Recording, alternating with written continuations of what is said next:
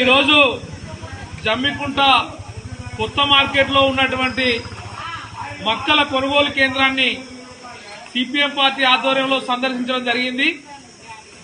ఇక్కడ రైతాంగం అనేక సమస్యలు ఎదుర్కొంటున్నారు. ముఖ్యంగా కొనుగోళ్లు ఆలస్యం అవుతున్నాయి. దానికి కారణాలు అనేకం ఉన్నాయని చెప్పేసి నిర్వాహకులు చెప్తున్నారు. మార్కెట్ డిఎం గారితో కూడా ఇక్కడ నుండే మాట్లాడడం జరిగింది. రైతుల వేలిముద్రలు కూడా రావడం లేదు. రైతుల వేలిముద్రలకు ప్రత్యామ్నాయంగా ఐరిషో లేదంటే సర్టిఫైడ్ కాపీ ఏవో నుంచి తీసుకోవాల్సినటువంటి అవసరం కూడా ఉంది. దీనికి ప్రత్యామ్నాయ మార్గాలు కూడా ఆలోచించాలని చెప్పేసి కూడా డిమాండ్ చేస్తున్నాం.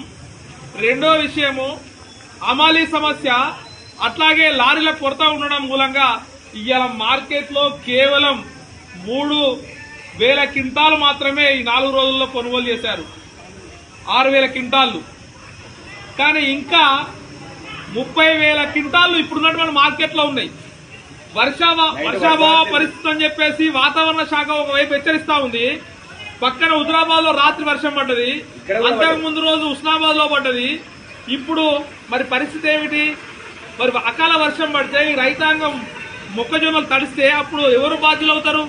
అందుకోసం అని చెప్పి యుద్ధ ప్రాతిపదికన ఈ మొక్కజొన్న కొనుగోళ్లు వేగవంతం చేయాలని చెప్పేసి కూడా డిమాండ్ చేస్తున్నాం. ఈ అంశాల పట్ల రాష్ట్ర ప్రభుత్వం కూడా అట్లాగే అధికార యంత్రాంగం కూడా సమాయత్తం కావాల్సినటువంటి అవసరం కూడా ఉంది. క్లస్టర్ వారీగా ఈ కొనుగోలు కేంద్రాన్ని ఏర్పాటు చేయాల్సి ఉండే. క్లస్టర్ వారీగా కాకుండా మండలానికి ఒక కొనుగోలు కేంద్రం ఏర్పాటు చేయాల్సిన అవసరం ఉండే.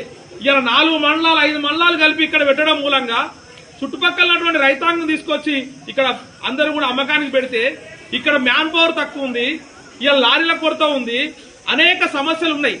ఈ సమస్యల మధ్యలో రైతాంగం నలిగిపోతున్నాడు. ఇలా వ్యవసాయ రంగం విస్తరిస్తున్నది, వ్యవసాయ రంగం లాభాల్లో వస్తుందని చెప్తున్నారు.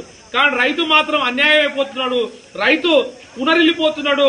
అనేక అగచాట్లు పడి పంటలు పండిస్తే ఇలా మార్కెట్లో అమ్ముకోవడానికి కూడా అనేక సమస్యలు ఎదురవుతున్నాయి. ఇలా 4 రోజులుగా 5 రోజులుగా ఇక్కడనే కుప్పల కాడ పడుకున్నటువంటి పరిస్థితి.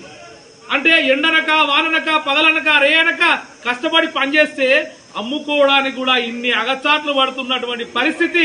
ఈ దీనగాథ రైతాంగం దీనగాథను అధికార యంత్రాంగం కళ్ళు తెరిచి చూడాలని చెప్పేసి కూడా కోరుతా ఉన్నాం. ఇక్కడ ఎమ్మెల్యే చోద్యం చూస్తున్నాడా? ఇక్కడ అధికార పార్టీ నాయకులు ఏం చేస్తున్నారు?